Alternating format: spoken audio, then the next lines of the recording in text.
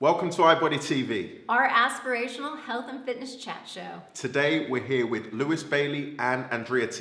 And we're going to be discussing personal trainers and how to get started. Plus, training plans, how they're truly tailored to you.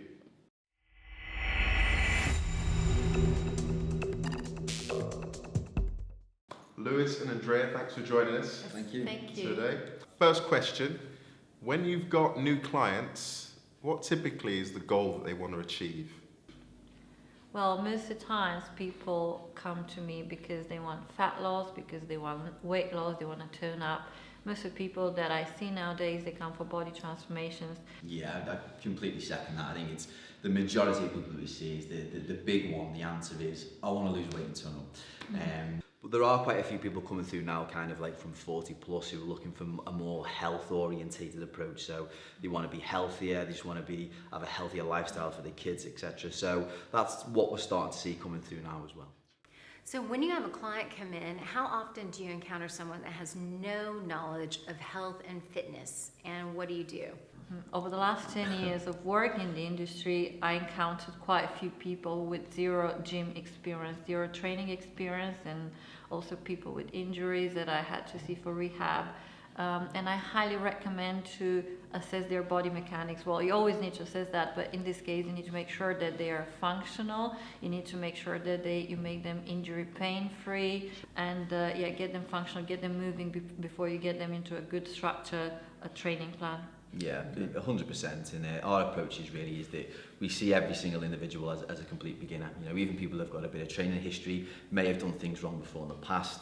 People who've got a lot of postural degeneration and need a lot of correcting. So we look at it to say that every person that kind of comes through is right. Okay, blank canvas. This is where we are now. We're going to start building on top of that foundation, really. What prevents your clients from typically reaching their goals? And what would help make a real and lasting change?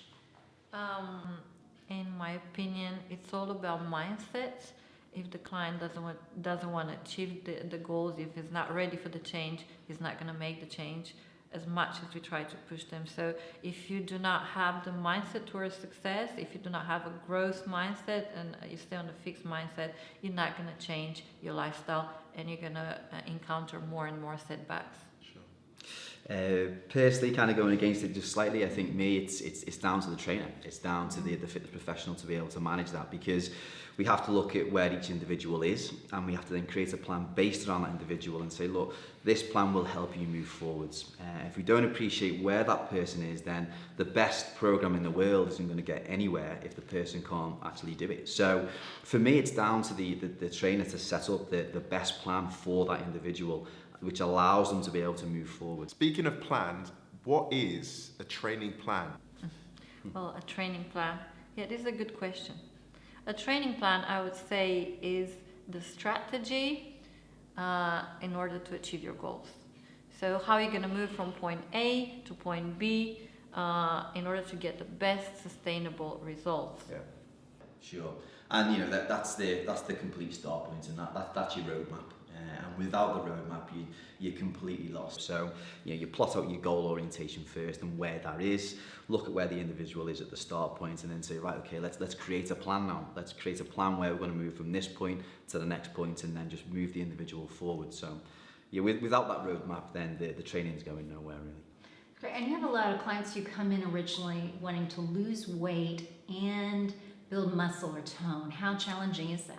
Well, this is pretty challenging, especially for women nowadays, because everyone wants to look good, fast, burn the fat, build good muscle, but it doesn't happen overnight, and people do not understand that. And I put it most of the times, all the time, on genetics. Sure. Lifestyle clearly influences everything, but if you have a good genes and a good body type, this is going to be really easy to achieve these results much faster. Okay. Genetics certainly does play a big part, but I think at the same time, for me, one of the key aspects is looking at where the individual's been before in the past, so their history, and their exercise history, their dietary history will give you a good indication on whether they're going to be able to build muscle quickly or lose body fat quickly. If they've done very, very little before, then it's going to take a long time, a lot longer than those that have done, you know, a lot before in the past. So for me, it's one of the big indicators of whether someone's going to develop quickly or not will be certainly from their history.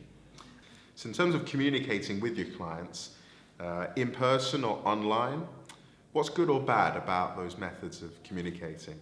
You know, there's good elements to online, but for me personally, I think that it has to be one-to-one. I can get so much more from an individual on a one-to-one basis. I can see an individual, I can see their body language, I can feel where they're at. As we're online, you just can't get that nowhere near as much. So for me, it's certainly from a one-to-one perspective. Yeah, I totally agree with that. I truly believe in the eye contact. Body language tells you so much about the point you're at with your client. But however, I do both personal training and online coaching, and most of the time my online clients are all over the world, so I'm relying on Skype calls, video calls a lot. I know that some trainers do only normal phone calls, but for me a video call still tells me a lot because I can still see them face to face, look in their eyes. It's not going to be the same as in person. However, you know, I still can understand quite a lot from that too. So yeah, eye contact all over. Okay. So now you both are on social media, but you have clients who come in. How realistic are their expectations when they watch things on social media? Yeah, very, very unrealistic. They think they can achieve those results overnight. They think that they can get the 6 packs overnight, and it's just so hard to manage their expectation, to make them understand that it's a long journey, and it's a lot of like fake out there too. So yeah, I think that's key. Is right at the start is to manage that expectation straight away. Is to hit them to say, look, this isn't going to happen in 6 weeks, so forget that. Forget what you've seen on Instagram. That probably isn't real anyway. So the big thing is certainly to manage the client's expectations at the start, because it's going to be far away from actual reality, and they need to be thinking of the longer term journey. That's great. Well, thank you so much. Thank you. And thank you for watching. I hope you've enjoyed our show. Please click that subscribe button and tune in next week.